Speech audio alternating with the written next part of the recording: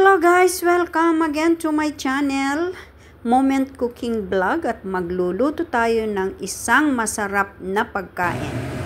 Hello guys! So today ang ating iluluto ay sarsyadong shrimp. Panoorin natin guys, at ito isa sa pinakamasarap na putahe. Simple lang guys. Wow!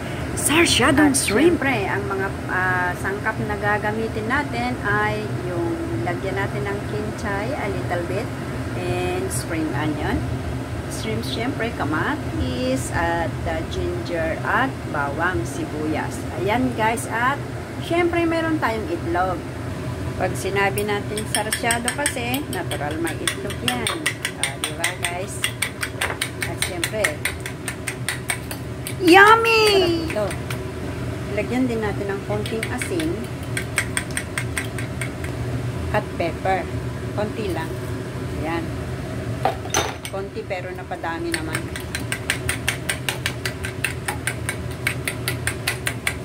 Continue to beat, and then after, we can start cooking. Also, we can cut our spring onion first.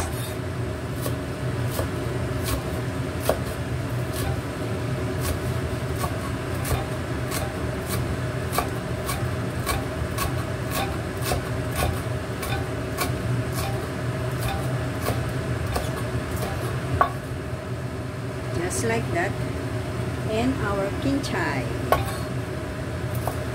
Ayan.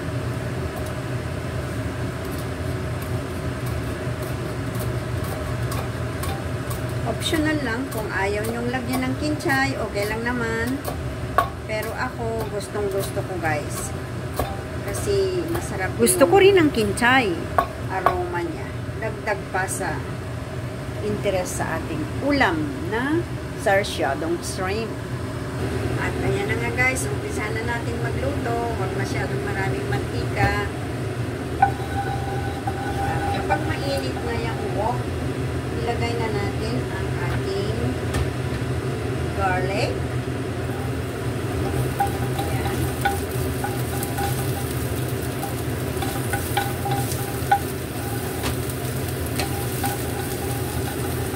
At isunod na natin ang ating ginger.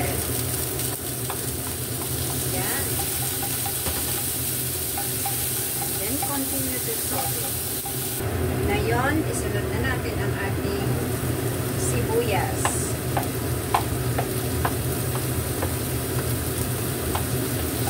Amoy pa lang ng bawang, sibuyas at luya, ulam na. Nakakatakam. Sibuyas. At isunod na natin ang ating kamatis. Ulit, patuloy pa rin natin ang isusot ng kamatis. Wow! Sa maging soft na yung kamatis. Luto na.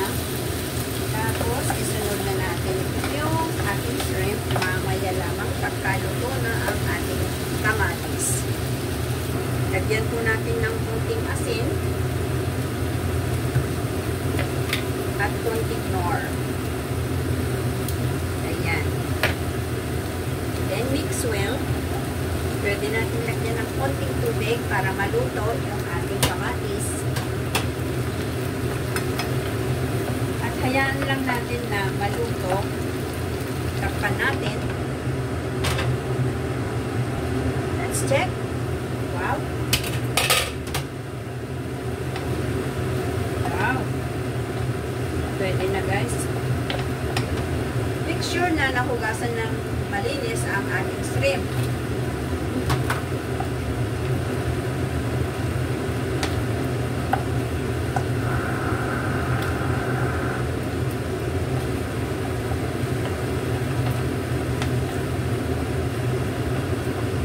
Diba? Sarap, guys.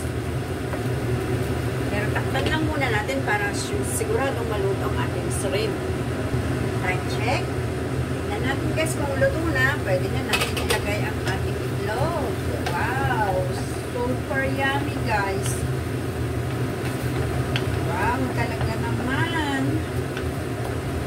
Yung ating sarsyadong shrimp na super simple pero satisfying yung taste, guys. Napakasarap, sobra. Ngayon, nagdedepende na sa inyo yon yung alat. Kung gusto ninyong medyo heavy yung taste. Kasi ako, ayoko nang masyadong alat. So, tama na po yung asin kanina na nilagay natin. Ayan, ilagay na natin ang ating itlog. At tuloy natin i-mix. O, diba guys, ang sarap? Woo! Sarap-sarap guys. Perfect sarsyadong shrimp. Yan. Ang ating sarsyadong shrimp.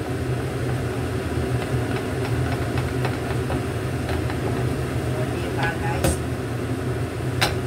But then, kailangan pa natin takpan para maluto naman ng ating itlog at ang ating shrimp. Ayan, sigurado akong luto na ang ating shrimp at ang ating itlog. Ayun. Wow! Sarap guys. Pero teka, tikman muna natin kung tama naman ba yung alat or hindi. Sa mga gustong maanghang, pwede ninyong lagyan ng sili. Pero sa akin, I think okay na po ito. Tikman na lang natin kung tama na ba yung asin. Yummy! Wow! Perfect na perfect sa kanin. Makakakain na naman ako ng sobrang daming kanin. So, ayan guys, kain na tayo. Sobrang sarap ang ating ulam. Ito na ang ating sarsyadong shrimp. I-garnish lang po natin ng ating tinatad na spring onion and kinchay. So, okay. So, eto na ang ating sarsyadong shrimp. Kain na tayo guys. Thanks for watching.